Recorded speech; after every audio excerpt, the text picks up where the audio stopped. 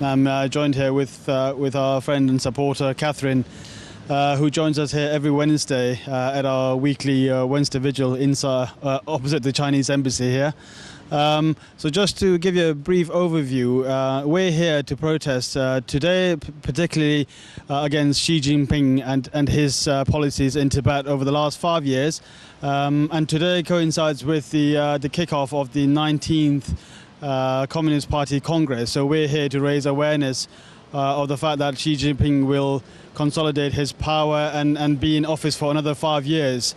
That's a very scary situation for Tibetans and all other minorities inside China, who are under constant pressure and persecution from the Chinese government.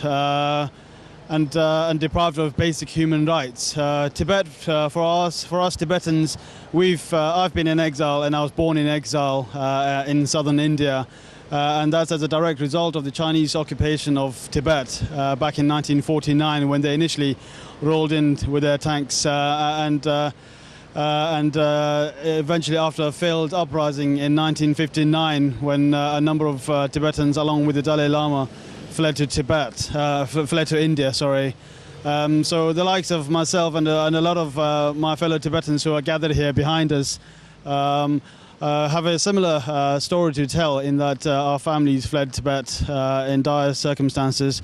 We were born in India, and I'm very thankful to the Indian government and the people for their kind and immense generosity in giving us refuge. And since then, I myself have relocated to the UK and gone through the studying and the educational system here. So, we're trying to collectively get our resources together and do everything we can against this monster of an enemy in China, and the ever increasing power that the Chinese wield. Sadly, the situation isn't getting any better for us. The economic might of China at the moment is simply impossible to fight back against. But we have to stand up for what we believe in. We have to stand up for justice. We have to stand up for human rights. And most important of all, we have to stand up and be the voice and carry the fight for our fellow Tibetans inside Tibet, who are suffering on a daily basis under the Chinese regime. Xi Jinping, for example, in the last 5 years, in this day and age when there was so much hope of improving situation for human rights inside China, and for Tibetans especially, the situation has only gotten worse. Under Xi Jinping's watch, we've seen a number of devastating actions and deteriorating circumstances. For example, the destruction of the Larungar Buddhist Center, where up to 5,000 monks and nuns have been forcibly relocated, and the monasteries destroyed completely. Other cases involve and include the example in the case of Tenzing Delek Rinpoche, a human rights and Buddhist leader inside Tibet, who died recently after being captured and tortured by the Chinese. And for the Chinese people themselves, we have the well-known human rights lawyer Liu Zhibao, who, as everyone was aware of, a Nobel Peace Laureate, also died recently at the hands of the Chinese regime. So these are very worrying developments inside Tibet and inside China. So we're here to make sure that these voices are heard, that the fight carries on, and despite what may seem like an impossible challenge to put up a fight against the Chinese and the Communist Party, the fight has to go on, and the time will come when things will change, and one way or another. It will change. Nothing lasts forever. So we're here continuing with the fight, and we're here with the support and help and friendship of the likes of our Tibetan supporters. Catherine, for example, here will tell you a little bit more about what she does and what motivates Catherine. Thank you. Well, that is just a terrible litany of brutality since 1949, when I was just 1 year old. So all my life, Tibetans in Tibet and in exile have been suffering. More than that, what angers me is the silence of our Western countries, our Western governments. And I want to do everything I can to let our governments know how appalled we are that they allow China to continue with this dreadful behaviour towards other human beings. I actually just come here once a month, but several of our friends behind me come week after week after week to let the Chinese know, and the English people who go past us every week, to let them know that there are at least some of us who support Tibetans, whether they're in Tibet or in exile. In Northampton, Caroline Scattergood arranges for the Tibetan flag to be raised once a year. We raise it in Milton Keynes once a year. We also have an annual vigil on Human Rights Day for Tibet. And, sorry, I've forgotten, I've run out of steam.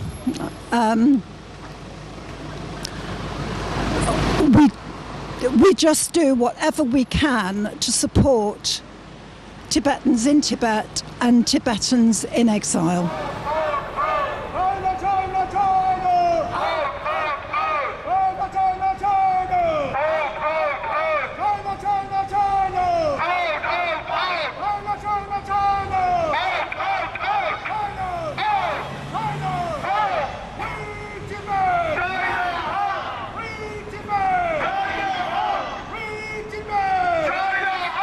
Stop the genocide! In Tibet! Stop the genocide! In Tibet!